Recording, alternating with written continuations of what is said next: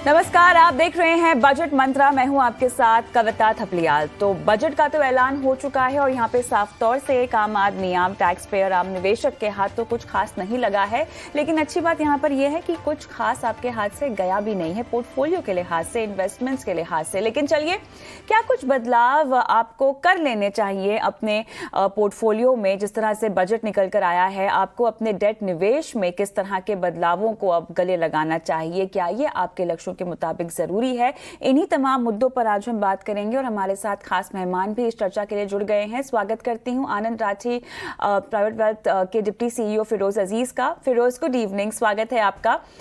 Budget की बारीकियों में जाएं उससे पहले मुझे आप ये बताएं कि जो बजट निकल कर आया, क्या इससे एक आम आदमी के लिए महंगाई बढ़ेगी?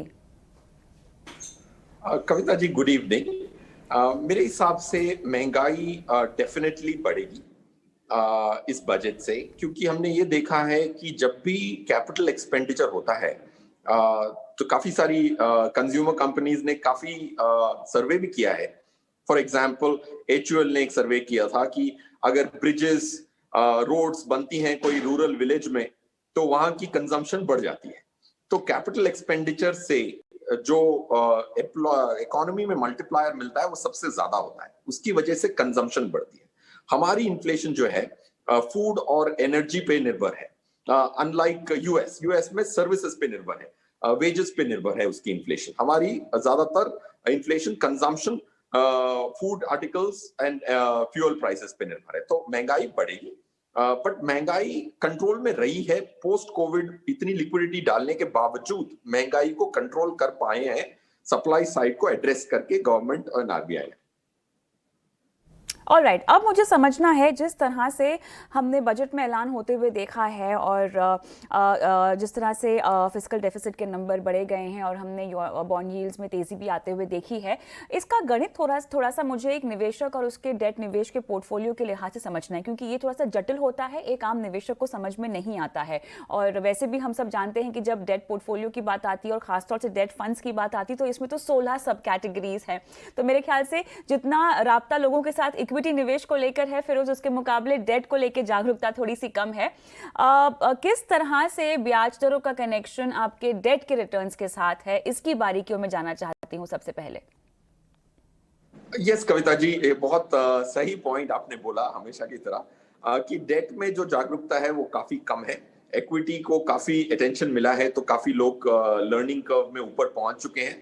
पॉइंट वन, अगर हमें डेट समझना है तो ऑफ कोर्स बजट के पर्सपेक्टिव से देखूं तो एक मिनट में ये लेना चाहूंगा कि बजट से डेट का क्या कनेक्शन है, डेट क्या यील्ड्स का, बॉन्ड प्राइसेस का, और डेट फंड से क्या कनेक्शन है। तो दो कनेक्शन समझने जरूरी हैं।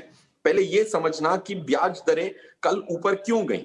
अगर गवर्नमेंट ने बजट अनाउंस किया, गवर्नमेंट का बजट ये होता है कि हमने बजट, गवर्नमेंट खर्चा कितना करेगी और कमाई कितनी आएगी। जैसे हमारे घर के बजट होते हैं, वैसे ही खर्च और कमाई। तो ये दो आंकड़े जो मैं कहने वाला हूं उसको याद रखना एक आम निवेशक के लिए भी इंपॉर्टेंट है।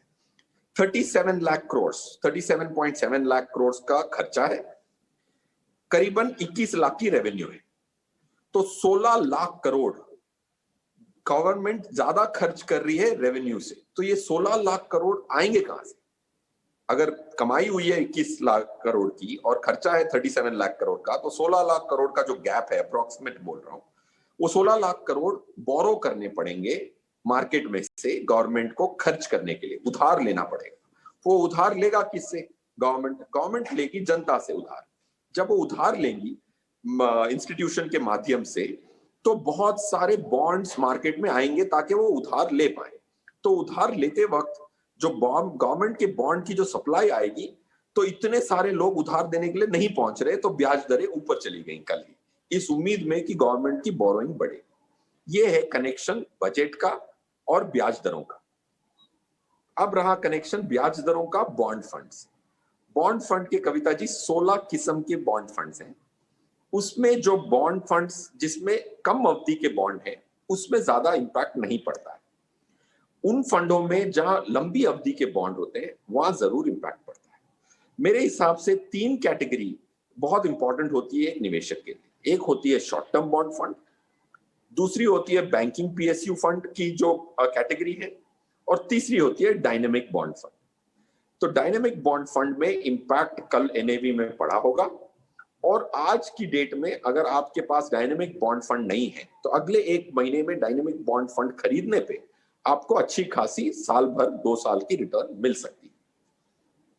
ऑलराइट, यहाँ पर डेट फंड्स में आऊँ उससे पहले अगर हम ब्याज दरों में बढ़ोतरी के लिए तो आगे बढ़ ही चुके हैं डायरेक्शनली, लेकिन उसके अलावा बहुत सारे निवेशक तो हम जानते हैं कि फिक्स्ड डिपॉजिट में अभी भी रुझान रखते हैं और इस तरह के तमाम फिक्स्ड रेट इंस्ट्रूमेंट्स में निवेशकों का रुझान होता है जहां पर उनकी जो कमाई है वो कम से कम वापस आने की गारंटी हो। कंजर्वेटिव इन्वेस्टर्स की अभी भी जो तादाद है हमारे देश में वो ज़्यादा है। आपको लगता है कि फिक्स्ड डिपॉजिट में अब क्योंकि हम जानते हैं कि डायरेक्शनली हम ब्याज दरें बढ़ने की ओर बढ़ चुके हैं, तो फिक्स्ड डिपॉजिट में आपको अपना रुझान रखना चाहिए और अब जैसे ही रेट्स बढ़े अगर आप लॉक करना चाहते हैं तो आपको लॉक कर लेने चाहिए पैसे? कविता जी, ये देखा गया है कि बैंक्स जो हैं वो फिक्स्ड डिपॉजिट की रेट्स एफिशिएंटली ना तो घटाती हैं ना तो बढ़ाती हैं। जो भी उनके फायदे में होता है वही करती हैं। अगर ब्याज दरें बढ़ रही हैं तो धीमे धीमे एफडी की रेट बढ़ाएंगे, ब्याज दरें घट रही हैं तो फटाफट एफडी की रेट घटा देते हैं। सो इसीलिए मुझे बहुत कम उम्मीद है कि एफडी की रेट सब्सटेंटिवली बदलेंगी। और दूसरा प्रॉब्लम यह है कि आपने ये भी देखा होगा कि इस बजट में कोई भी डिडक्शन की एक्स्ट्रा लिमिट नहीं बढ़ाई गई, तो आपको टैक्स की छूट है नहीं। तो क्योंकि टैक्स की छूट नहीं है, एफडी की जो ब्याज दरें होती हैं वो आपकी इनकम टैक्स स्लैब के हिसाब से ही आपको पेमेंट करनी पड़ती है। डेट फंड्स में आपको इंडेक्सेशन का बेनिफिट मिलता है जो कि महंगाई से लिंक्ड है। जैसे हमने अभी बात की कि महंगाई बढ़ सकती है तो टैक्स डेट फंडों की कम हो सकती है, तो आपको 1 से 1.5% ज्यादा रिटर्न मिल सकती है बैंक की एफडी खरीदने के बदले। बैंकिंग एंड पीएसयू सेक्टर का डेट फंड खरीद लें जिसमें भी बैंकों की ही बॉन्ड्स खरीदी जाती हैं, पीएसयू कंपनीज की बॉन्ड खरीदी जाती हैं, तो रिस्क के मुकाबले डेट फंड कम माना जाएगा। बैंकिंग सेक्टर और पीएसयू सेक्टर की जो कैटेगरी है उसका रिस्क मैं बैंक के एफडी से भी कम मानूंगा, क्योंकि उसमें 10 बैंक 15 पीएसयू कंपनीज के बॉन्ड्स खरीदे जाते हैं और 1-1.5% अगर ज्यादा ब्याज मिल सकता है तो वरिष्ठ नागरिकों के लिए तो बहुत बड़ी खबर है और टैक्स बहुत एफिशिएंट होता है 3 साल के पीरियड्स के बाद। चलिए, यहाँ पे थोड़ा सा हम इसको और बारीकी में ले जाते हैं और जितने डेट के आपने निवेश विकल्पों का जिक्र किया है एक एक करके उन पे बात करते हैं। फ्लोटर फंड आप रेकमेंड कर रहे हैं, किस तरह के फंड होते हैं ये, किस तरह के निवेशकों को इसमें शामिल होना, इसको अपने पोर्टफोलियो में डालना चाहिए? और दूसरी सबसे बड़ी बात, क्योंकि फिरोज बजट तो आते जाते रहते हैं, जब आप अपना कोई इन्वेस्टमेंट पोर्टफोलियो बनाते हैं तो इस तरह के ट्रिगर्स और इवेंट्स को आपको इतना काउंटर नहीं करना चाहिए क्योंकि आप डिसिप्लिन तरीके से निवेश कर रहे हैं। तो बजट के बाद और जिस तरह से डेट पोर्टफोलियो पे इम्पैक्ट होगा इसको ध्यान में रखते हुए क्या तुरंत प्रभाव से कोई तब्दीली करनी चाहिए पोर्टफोलियो में? नहीं कविता जी, देखिए डायरेक्शन समझना जरूरी है, कैटेगरीज जो रेलेवेंट हैं उसकी समझ रखना जरूरी है। सबके पोर्टफोलियो में बदलाव की जरूरत नहीं पड़ती। जैसे आपने कहा बजट तो आते जाते रहेंगे, हर साल एक बजट होगा। मेरी अगर इन्वेस्टर के हिसाब से देखूं तो मेरी 10, 15, 20 साल की प्लानिंग है, तो उसमें इतनी गड़बड़ा नहीं जाती एक बजट से प्लान। पॉइंट 1 आप सही कह रही। अब फ्लोटिंग रेट फंड्स की बात करूं और उसको समझाऊं, फिर बाद में ये भी कहूंगा कि ये बजट और लास्ट बजट से ये जरूर निकल के आया है कि इक्विटीज की जो रिटर्न है वो काफी अच्छी होगी। इतना सारा कैपिटल एक्सपेंडिचर करने के बाद कॉर्पोरेट्स की जो कमाई है वो तो बढ़नी ही बढ़नी। अगले 3-4 साल इक्विटी की रिटर्न्स डेट से दुगनी होने की संभावना 90% हो चुकी है। तो ये इनपुट बहुत इंपॉर्टेंट है बजट के बाद। डेट के लिए कम रिलेवेंट है, बट फ्लोटिंग रेट फंड्स वो होते हैं कविता जी जिसमें बॉन्ड्स वैसे खरीदे जाते हैं जिसका ब्याज फिक्स्ड नहीं होता, वो फ्लोट होता है जैसे नाम दर्शाता है। इसका मतलब वो फंड मैनेजर वैसे बॉन्ड खरीदते हैं जिसमें ब्याज दरें फिक्स नहीं होती, 6%, 7% ऐसे फिक्स्ड नहीं होती। जैसे ही ब्याज बढ़ता है उनके जो बॉन्ड्स हैं उनकी ब्याज भी बढ़ जाती है। अगर ब्याज घटता है तो ब्याज दरें उन बॉन्डों की कम हो जाती है। So floating rate funds by floating rate bonds. Floating rate bonds are those जिनका इंटरेस्ट फिक्स्ड नहीं है, वो मूव करता है ऊपर नीचे। क्योंकि ब्याज दरें ऊपर जाने की उम्मीद है तो आपको फ्लोटिंग रेट फंड खरीदेंगे, तो अगर ब्याज बढ़ गया तो आपके फंड की भी रिटर्न बढ़ने की गुंजाइश है। रिस्क के लिहाज से यहाँ पर इंटरेस्ट रेट रिस्क कितना होगा इस तरह के फंड्स में? फ्लोटिंग रेट फंड का इंटरेस्ट रिस्क मिटिगेट करने का ही उद्देश्य होता है। ओके। तो अगर आपने फ्लोटिंग रेट फंड खरीदा, अगर ब्याज दरें कितनी भी ऊपर चली जाएं, तो आपको अपनी एनएवी में ज्यादा इंपैक्ट या ना के बराबर इंपैक्ट मिलता है अगर आपने सही फ्लोटिंग रेट फंड चुना तो, क्योंकि ब्याज दरें, interest rate risk is negligible in a floating rate fund. किसी को अपने पोर्टफोलियो में इसको रखना हो तो 3 से 5 साल की अवधि के लिए रखना चाहिए या उससे ज्यादा? मेरे हिसाब से फ्लोटिंग रेट फंड्स बहुत शॉर्ट टर्म के लिए भी काम आ सकते हैं। 6 महीने से 3 साल आपको फ्लोटिंग रेट में रखना है। अगर 3 साल से ज्यादा अवधि है तो मैं तो आज के करंट ब्याज दरों को देख के कहूंगा कि dynamic bond funds are a better choice. पर मैं आने वाली थी, डायनेमिक फंड्स किस तरह के होते हैं? डायनेमिक बॉन्ड फंड्स में कामकाज किस तरह से होता है और क्षमता रिस्क उठाने की आपके पास कितनी होनी चाहिए? डायनेमिक बॉन्ड फंड्स, जैसे नाम बहुत एप्टली रखा गया है, उसमें फंड मैनेजर बॉन्ड लंबी अवधि के खरीदते हैं कभी कभार, या फिर छोटी अवधि के खरीदते हैं। इसीलिए वो डायनामिकली मूव करते हैं इंटरेस्ट रेट रिस्क में। तो जैसे कोई अच्छे फंड मैनेजर हैं, वो सही मौके पे छोटी अवधि के बॉन्ड रखते हैं और सही अवधि पे लंबे अवधि के बॉन्ड्स रखते हैं। तो अब अगर किसी ने बजट के पहले छोटी अवधि के बॉन्ड रखे थे तो उन्होंने अपने निवेशकों को लॉस से बचाया। अब जब ब्याज दरें ऊपर चली गई हैं तो काफी सारे फंड मैनेजर्स लंबी अवधि के बॉन्ड खरीद के अपने पोर्टफोलियो में शामिल करने की गुंजाइश रखते हैं। तो dynamic bond funds are those where the fund manager dynamically changes the nature of the bonds in the portfolio. अगर छोटी अवधि के हैं तो छोटी अवधि के ओपिनियन है तो छोटी अवधि के रखते हैं और vice versa. That's why they called dynamic bond fund. अब मैं एक उदाहरण भी लेना चाहूंगा। एक फंड मैनेजर है सुयास, जो आईडीएफसी के फंड, आईडीबीआई के फंड्स मैनेज करते हैं। वो सही वक्त पे लंबी अवधि के और छोटी अवधि के फंड्स में, बॉन्ड्स में मूव करने की क्षमता पास्ट में दिखा चुके हैं। तो some fund managers are very, very bright in managing the interest rate risk. मैं बैंकिंग और पीएसयू डेट फंड्स पर आऊँ उससे पहले आपने अपनी रिकमेंडेशंस क्या देनी है फ्लोटिंग रेट डेट फंड्स और डायनेमिक बॉन्ड फंड्स को लेकर, फिरोज? देखिए, अगर हम फ्लोटिंग रेट फंड्स की बात करें तो you can look at ICICI floating rate fund, dynamic bond fund में Kotak all seasons bond fund, and banking PSU में HDFC banking and PSU fund. चलिए, banking and PSU debt funds पर मैं आती हूँ। ये मैंने देखा है कि कई बार रेकमेंड किया जाता है अगर अपने पोर्टफोलियो में किसी डेट के लिहाज से आपको फंड को शामिल करना है। काफ़ी हद तक आपके पोर्टफोलियो को स्टेबलाइज करने की कोशिश होती है इन फंड्स के जरिए। मौजूदा समय में अगर मुझे बैंकिंग और पीएसयू डेट फंड को शामिल करना हो तो क्या ये सही समय होगा?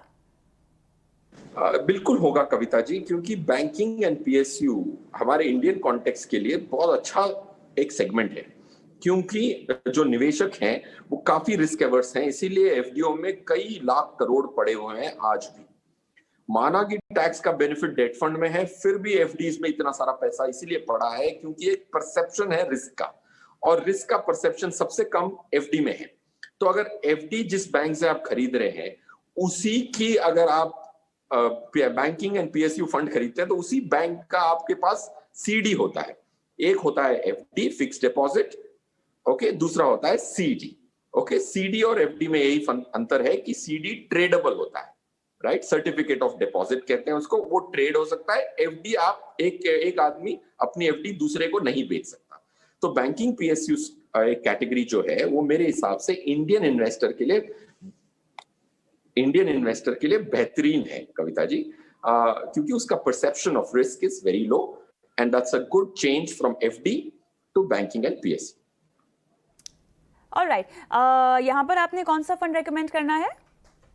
कविता जी, एचडीएफसी का बैंकिंग एंड पीएसयू फंड अच्छा है, आप डेफिनेटली उसमें आप निवेश कर सकते हैं। डेट फंड्स को लेकर रिकमेंडेशंस देते हैं तो किन किन बातों को ध्यान में रखते हुए? देखिए, अगर डेट की कैटेगरी में हम रेकमेंडेशन देखते हैं तो दो चीजों का ध्यान रखते हैं। एक तो इंटरेस्ट रेट रिस्क कितना है, कितनी अवधि के बॉन्ड है। जो भी स्कीम आप खरीद रहे हैं उसमें जो बॉन्ड्स की एवरेज लाइफ है वो 2 या 3 साल की हो तो बहुत सेफ माना जाएगा करंट स्थिति में। दूसरा, हम ये देखते हैं कि बॉन्ड अंदर कौन सी कंपनी के हैं, मजबूत कंपनी के हैं या कोई ऐसी कंपनी भी है जिसकी पैसे लौटाने की क्षमता शायद इतनी स्ट्रांग ना हो। तो ये दो बहुत इंपॉर्टेंट है। क्रेडिट रिस्क कहते हैं इसको, और इसको कहते हैं इंटरेस्ट रिस्क। ब्याज दरों की मूवमेंट पे क्या नुकसान या फायदा होगा उसको कहते हैं इंटरेस्ट रेट रिस्क, और पैसे वापस ना आए इसकी संभावना को क्रेडिट रिस्क कहते हैं। ये दो इंपॉर्टेंट क्राइटेरिया होते हैं डेट फंड इवैल्यूएशन के लिए। ऑलराइट, चलिए तो यहाँ पर किस तरह से डेट में अगर आपको निवेश करना है, रणनीति बनानी है, डेट मतलब अगर आपको किसी फिक्स्ड रेट इन्वेस्टमेंट इंस्ट्रूमेंट में पैसे लगाने हैं तो आपको बातें ध्यान में रखकर निवेश का विकल्प का चुनाव करना चाहिए। लेकिन रुकेंगे छोटे से ब्रेक के लिए बजट मंत्रा में, और इस ब्रेक के बाद हम जुड़ेंगे दर्शकों के साथ और फिरोज कराएंगे उनकी फाइनेंशियल प्लानिंग। मिलते हैं आपको इस छोटे से ब्रेक के बाद।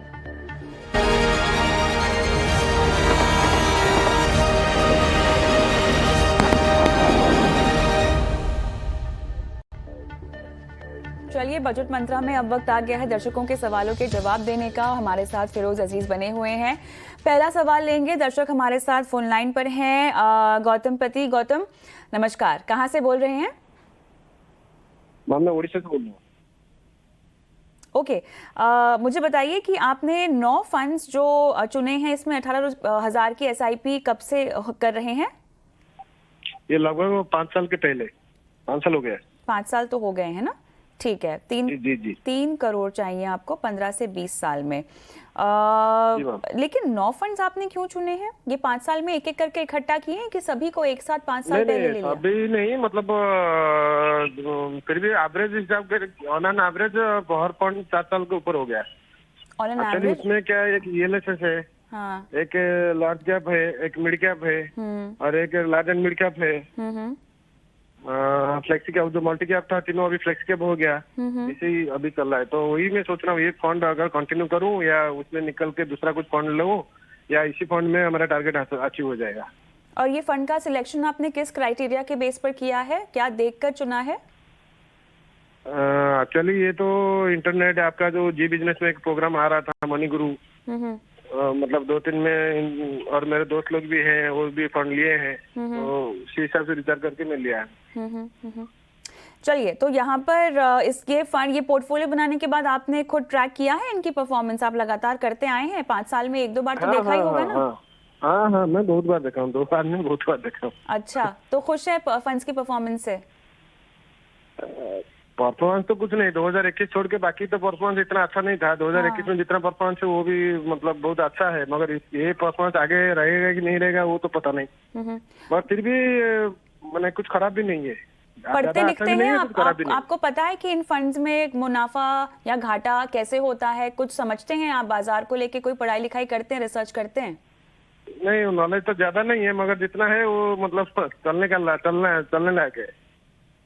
चलिए, इसी को हमें बदलना है गौतम। सबसे पहला काम ये करना होगा, क्योंकि आप अपनी मेहनत की कमाई लगा रहे हैं, तो आपको थोड़ा सा बाजार कैसे काम करता है और बाजार से कैसे ये फंड्स कनेक्टेड हैं, ये आपको समझना होगा। ये आपकी जिम्मेदारी है। बाकी आपके फंड्स में से किस में से आपको निकल जाना चाहिए और किस में रहना चाहिए।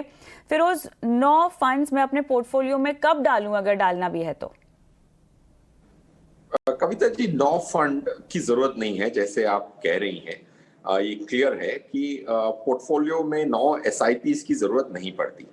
पॉइंट 1। पॉइंट 2, ये जो आपने गौतम साहब को कहा कि मार्केट की समझ रखना बहुत जरूरी है, बेसिक समझ रखना जरूरी है, उसके बेसिस पे ये कनेक्शन देखना कि फंड आपको क्या रिटर्न देगा मार्केट से ज्यादा, इसकी समझ बहुत इंपॉर्टेंट है। क्योंकि गौतम साहब, मैं ये कह देता हूं कि मार्केट जो है वो एक लीनियर वेरिएबल नहीं है, तो हर साल एक रिटर्न नहीं दे पाएगी। कभी अच्छा रिटर्न देगी, कभी बुरा रिटर्न देगी। बट क्या आपके फंड उस मार्केट से अधिक रिटर्न आपको दे रहे हैं कि नहीं दे रहे हैं, वो देखना बहुत जरूरी है, क्योंकि मार्केट से अधिक रिटर्न देने के लिए ही ये फी चार्ज करते हैं। तो फी जो आप पे कर रहे हैं फंड को, क्या वो जस्टिफाइड है, क्या उसका आपको वैल्यू मिल रहा है कि नहीं मिल रहा है, वो तभी पता लगेगा अगर आपने स्कीम को देखा कि मार्केट से कितना अधिक मिला। That's point 2। Point 3, in schemes में बदलाव की जरूरत है। ऑफ कोर्स 2-4 स्कीम्स की बदलाव मैं बता देता हूं कविता जी इनको। Point one, Kotak flexi cap एक बहुत बड़ी स्कीम हो चुकी है, 37,000 करोड़ की स्कीम हो चुकी है। अगर उसके कंपैरिजन में अगर मैं अल्फा की बात करूं, एक्स्ट्रा रिटर्न की बात करूं, तो कैनरा रेबेको फ्लेक्सी कैप अगले साल, 2 साल, 3 साल भी एक्स्ट्रा रिटर्न देने की क्षमता उस स्कीम की ज्यादा है कोटक फ्लेक्सी कैप से। सेकेंड इंपॉर्टेंट पॉइंट जो हर दर्शक को नोट करना चाहिए कि बैलेंस फंड्स जो है वो रिस्क ऑलमोस्ट उतने का उतना लेते हैं और रिटर्न 2-3% कम देते हैं, क्योंकि आपकी लंबी अवधि का टाइम फ्रेम है। एचडीएफसी हाइब्रिड फंड को चेंज करके अगर आपने एसबीआई का फोकस्ड इक्विटी स्कीम लिया तो आपको ज्यादा फायदा होने की उम्मीद है। और आईसीआईसीआई बैलेंस्ड एडवांटेज के बदले आप कैनरा रेबेको ब्लू चिप ले सकते हैं, डीएसपी मिड कैप के बदले कोटक इमर्जिंग इक्विटीज ले सकते हैं। ये 4 बदलाव आपके पोर्टफोलियो में रेलेवेंट है from the contemporary stand point. निवेश बढ़ाना होगा इनके लक्ष्य को देखते हुए फिरोज? इनका लक्ष्य अभी जो इन्होंने बताया कि 5 साल से ऑलरेडी इन्वेस्ट कर रहे हैं, 4-5 साल एवरेज, तो लक्ष्य पूरा करने के लिए थोड़ी स्ट्रेच की जरूरत है। मेरे हिसाब से अगर ये आज शुरू कर रहे होते तो 34,000 की ऑलमोस्ट एसआईपी की जरूरत पड़ती, बट क्योंकि ये 5 साल से चालू कर चुके हैं, तो मेरे हिसाब से आज की जो करंट स्थिति है उसको अगर आप 3-4 हजार, 5,000 से भी अगर अपनी एसआईपी बढ़ा सके और 23-24,000 तक भी जा सके तो आपका लक्ष्य जरूर पूरा हो सकता है। गौतम, आपने सुना सलाह क्या दी है फिरोज ने आपको? कोई सवाल पूछना चाहते हैं? हाँ मैम, बाकी जो मेरा फ्रैंकलिन का जो फ्लेक्सी कैप है और परागपरी का फ्लेक्सी कैप और मेरा एसेट इमर्जिंग ब्लू चिप, वो कंटिन्यू करूं या उसको भी कुछ चेंज करना पड़ेगा? और वो जो रेडी, हाँ सर, वो स्कीम्स अच्छी हैं, उसमें आपको बदलाव करने की जरूरत नहीं है। कल के बजट के बाद ये निश्चित है कि, मेरे हिसाब से निश्चित है, of course time will tell, that आप अगर बैलेंस फंड्स नहीं रखेंगे और इक्विटी पोर्शन रखेंगे, आपकी अवधि के लिए अच्छी खासी रिटर्न मिलेगी। दैट्स व्हाई बैलेंस फंड्स मैंने दोनों हटाने की रिकमेंडेशन दी आपको, और ये 4 स्कीम्स में बदलाव बहुत है। बाकी स्कीम्स को आप कंटिन्यू करें और साल भर बाद वापस रिव्यू करें, बट इस बार मार्केट से कितना अधिक दिया उस आधार पे इनको इवैल्यूएट करें। कोई इंडेक्स फंड इनको डालना चाहिए आगे चलते हुए क्या Firoz? Sorry Kavita ji, I missed your question. किसी भी तरह का इंडेक्स फंड? कविता जी, मेरे हिसाब से ये पूरे जो फंड्स हैं, अगर आप ओवरऑल पोर्टफोलियो के बेसिस पे देंगे तो ये अल्फा जनरेट कर सकते हैं 2-3%। सो मैं currently I would say no to an index fund. चलिए, निवेश बढ़ाइए और पोर्टफोलियो में फंड्स को कम कीजिए गौतम, और साथ ही आपको सलाह दी जा रही है कि आप थोड़ी सी पढ़ाई लिखाई करें ताकि आपको कम से कम ये पता हो कि आपके फंड्स में जो आपको मुनाफा हो रहा है इस पोर्टफोलियो के जरिए, या अगर घाटा भी हो रहा है तो वो किस वजह से हो रहा है, क्योंकि आखिरकार ये आपकी मेहनत की कमाई है और इसकी जिम्मेदारी तो आपको ही लेनी होगी। जो बदलाव किए हैं, बदलाव बताए हैं, उनको आप अपने पोर्टफोलियो में शामिल करें और निवेश की राशि बढ़ाएं। इसी के साथ फिरोज, हमें इस पेशकश को यहीं समाप्त करना होगा आपके साथ। बहुत बहुत धन्यवाद, आपने समय निकाला, दर्शकों को गाइड किया उनकी फाइनेंशियल प्लानिंग के लिए। और फिलहाल बजट मंत्रा में रुकेंगे छोटे से ब्रेक के लिए। ब्रेक के उस पार बात होगी क्रिप्टो करेंसी और उस पर लगे टैक्स की। बने रहें।